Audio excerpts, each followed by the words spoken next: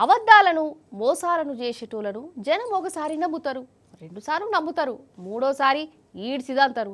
మన కాడ 6 గ్యారెంటీలు ఎట్లా అమలవుతున్నాయో మీకేంది, దేశం అంతేరికే.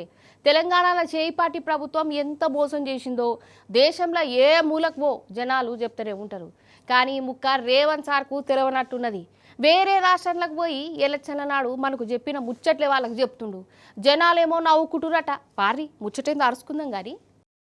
కన్నతల్లికి అన్నం పెట్టినోడు చిన్నమ్మకు మాత్రం బంగారు గాజులు చేయిస్తా అంటే ఎవరన్నా నమ్ముతారా? నొల్లా నవ్వుతారు. ఇగో ఇప్పుడు మన రేవంత్ సార్ గట్లనే నవ్వుల పాలైతుండు. అటు కేరళం రాష్ట్రంలో ఎలక్షన్ ఉన్నాయి కదా, సార్ వారు ఆడికి పోయి ప్రచారం చేస్తాడు. ఏమని ప్రచారం చేస్తాడు? తెలంగాణలో 6 గ్యారంటీలు మస్తు అమలు చేస్తున్నాం, సేమ్ టు సేమ్ కాంగ్రెస్ కూటమి గట్టిన యూడీఎఫ్ను గెలిపిస్తే ఈడ కూడా అమలు చేస్తాం, కాంగ్రెస్ కూటమిని గెలిపియురి, తెలంగాణ లేక 6 గ్యారంటీలు అందుకోరి అనబడుతుండు. అంటే తెలంగాణలో 6 గ్యారంటీలు అమలవుతున్నాయని కేరళం జనాలకు చెప్పిండు సారు. 6 గ్యారంటీల కారట్ను రేవంత్ సారే విడుదల చేసిండు. అసలు ఏమన్నా జోక్ అనొల్లగిది. సరే, ఇప్పుడు మన తెలంగాణకు వద్దాం. ఈడ ప్రజాపాలన అనుకుంటా గ్రామ సభలు నడుస్తున్నాయి కదా, గా గ్రామ సభలల్లా జనం ఎంత సంతోషంగా ఉన్నారో రేవంత్ సార్ను ఎంత తారీఫు చేస్తాను వినాలే.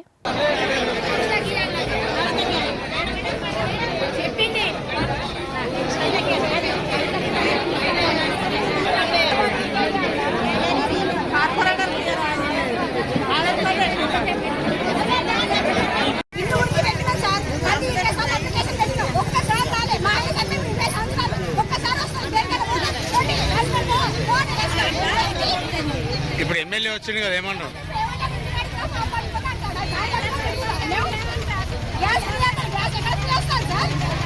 తలకొండపల్లి మండల్ రంగారెడ్డి జిల్లాలో ప్రజాపాలన కార్యక్రమంలో ఏదైతే రేవంత్ రెడ్డి గారు హామీ ఇచ్చినారో ఈ పథకాలపైన మేము ప్రశ్నిస్తే అధికార పార్టీ గ్రామ సర్పంచ్ అయినటువంటి రజిత రాజు గారు మీరు లేచిపోండి సభ నుండి అని చెప్పి మాట్లాడడం జరుగుతుంది.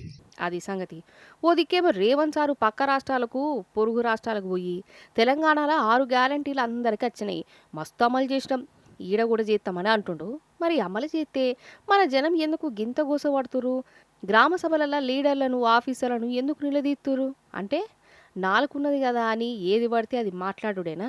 కేరళం జనం మస్తు అమాయకులు. వాళ్ళు తెలంగాణకు వచ్చి చూడచ్చిరా?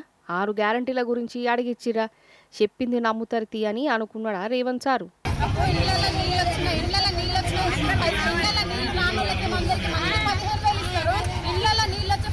సామాన్లు కూలర్లు అన్ని ఖరాబ్ అయిన వాళ్ళకి మాత్రం ఏం రూపాయి లేదు, నీళ్లు రానోళ్ళేమో మొత్తం తెల్లని దాకా మేము నీళ్ళు ఉన్నోళ్ళకి ఒక రూపాయి కాదు కదా, మోహాలు కూడా చూస్తలేరు. ప్రజలు ఇప్పుడు ఇలాంటి మీటింగ్లు అంటే మేము అందరం రావాలి, మరి మా సమస్యలు వినమంటే మాత్రం వెళ్ళిపోతాయి. ఎక్కడ లెక్కనే పోతాం. మీరేనండి పద్ధతులు చెప్పేదా? ఒక్కటి వచ్చింది దేశం అయితే ఒక్క పెళ్లి మీకు ఇచ్చినట్టుగా దేశం పెళ్లి ఇచ్చినట్టుగా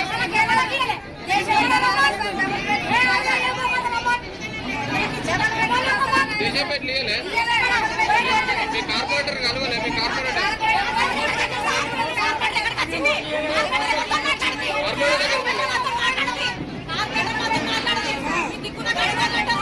ఇప్పుడనే కాదు, మహారాష్ట్ర, హర్యానా, బీహార్, జార్ఖండ్ రాష్ట్రాల్లో కూడా రేవంత్ సార్ వారి పుణ్యాన షెయ్యి పార్టీ నవ్వుల పాలైంది. అచ్చే ఓట్లు కూడా రాకుంటేనే హర్యానా ఎలక్షన్లు అప్పుడు కూడా గిట్లనే తెలంగాణలో ఇచ్చినట్టే ఈడ కూడా గ్యారెంటీలు ఇస్తామన్నారు షెయ్యి పార్టీలు.